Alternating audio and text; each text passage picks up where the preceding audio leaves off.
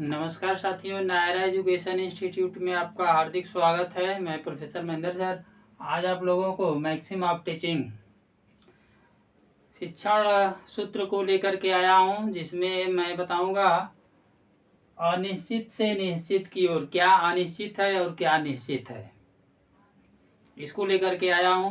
मुझे आशा और विश्वास है कि आज का टॉपिक आपको बेहद पसंद आएगा, जो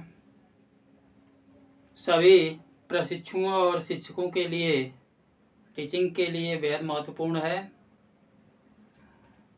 साथियों, इस पर फोकस करने से पहले मैं चाहूँगा कि जो भी साथी नायरा एजुकेशन इंस्टीट्यूट परिवार से जुड़कर आज का टॉपिक देख रहे हैं, सुन रहे हैं, प्लीज़ चैनल को लाइक व सब्सक्राइब कर दें, बेल आइकन प्रेस कर दें, जिससे मेरे द्वारा दिया गया हर वीडियो का नोटिफिकेशन आपको आसानी के साथ मिल सके। तो आइए साथियों, ज़्यादा देर न करते हुए अनिश्चित से निश्चित की ओर।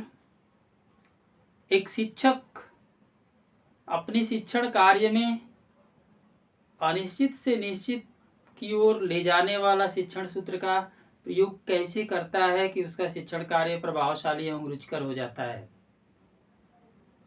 साथियों, जैसा कि आप सभी लोग जानते हैं, जब बालक किसी भी विद्यालय में पढ़ने के लिए जाता है और वह उसके लिए नया होता है, तो उसका जो माइंड होता है, मस्तिष्क होता है, वह अनिश्चित होता है। बिना क्रम के उसका ज्ञान जो है अनिश्चितताओं से भरा हुआ होता है। उसका ज्ञान जो है कि बिना क्रम के होता है। तो शिक्षक को क्या करना है कि उसके अनियंत्रित कार्य व्यवहार को, अनियंत्रित ज्ञान को क्रमबद्धता देते हुए निश्चित करना है। तभी जाकर के उसके माइंड में बैठेगा कि हम तो इतना जानते थे और इसमें कितना गलतियां थी, कितना त्रुटियां थी, और इसका वास्तविक ज्ञान तो ये है जो टीचर के द्वारा दिया जा रहा है। तो साथियों, आपने जाना कि बालक का ज्ञान अनियंत्रित, अनिश्चित और बिना क्रम के होता है। तो जहाँ पर बालक का ज्ञान अनिश्चित और बिना क्रम के होता है, वहाँ पर एक शिक्षक को शिक्षण कार्य करने के समय उसके अनिश्चित ज्ञान को निश्चित करते हुए उसमें क्रमबद्धता लाना है, जिससे कि उसका शैक्षिक विकास, मानसिक विकास, बौद्धिक विकास आसानी के साथ हो सके और वह तथ्य, वह ज्ञान बालक को भली भांति समझ में आ सके। तभी शिक्षक का शिक्षण कार्य रुचिकर एवं प्रभावशाली हो सकता है। उदाहरण के लिए मैंने आप लोगों को बताया कि बालक का प्रारंभ में बालक का ज्ञान कैसा होता है। प्रारंभ में बालक का ज्ञान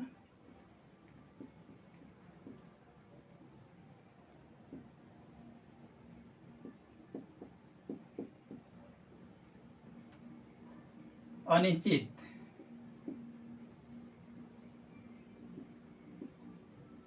अनिश्चित और बिना क्रम के, बिना क्रम के। उसको ये नहीं समझ में आता है कि पहली लाइन कहीं सही है कि पहली लाइन के पहले भी और कोई पहली लाइन है।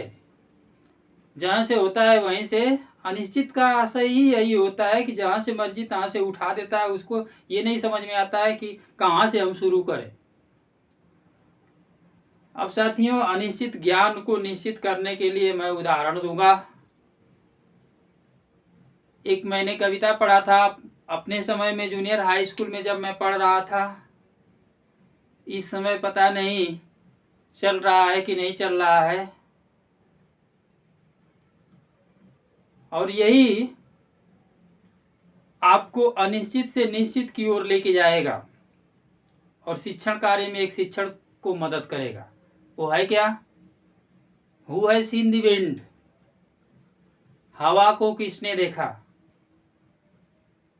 Who has seen the wind? Neither I nor you, but when the lips hang trembling, the wind is passing through. साथियों, अब आप इसको जो है बालक के समक्ष रखेंगे कि हवा को किसने देखा, न तो मैंने देखा न तुमने देखा, तो बालक थोड़ी देर के लिए घबराएगा। सही बात है भाई कि हवा को कैसे देखा जाए। तो जब उसका ज्ञान अनिश्चितताओं की तरफ जाएगा तो उसको निश्चित करने के लिए हम इस कविता का सहारा लेंगे। Who has seen the wind? Neither I nor you, but when the leaves hang trembling, the wind is passing through. एक दूसरा एग्जाम्पल मैं दूंगा।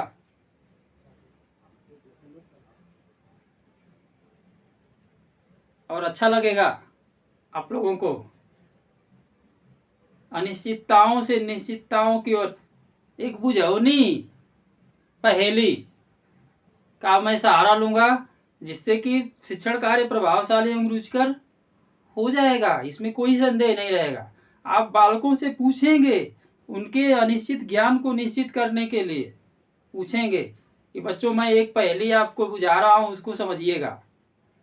वो पहेली क्या है? सावन भादो बहुत चलत है, माघ पूस में थोरी। सावन भादो बहुत चलत है, माघ पूस में थोरी। अमीर खुसरो यूं कहे, कोई बूझ पहेली मोरी। तो साथियों, दो मैंने एग्जाम्पल दिया। मुझे आशा और विश्वास है कि आप जो है कमेंट में, अगर आपको इसका उत्तर समझ में आ गया, पहेली समझ में आ गया, तो कमेंट में उत्तर लिखिएगा। नहीं तो मैं जो है कि आपको खुद इसका उत्तर दूंगा कि हवा को कैसे पहचाना जाता है, कैसे देखा जा सकता है, और सावन भादो बहुत चलत है, माघ पूस में थोरी। अमीर खुसरो यूं कहे, कोई बूझ पहेली मोरी। तो साथियों, सब कुछ आपको मिलता रहेगा, बस मेरे साथ आप जुड़े रहें और वीडियो को अंत तक देखते रहें।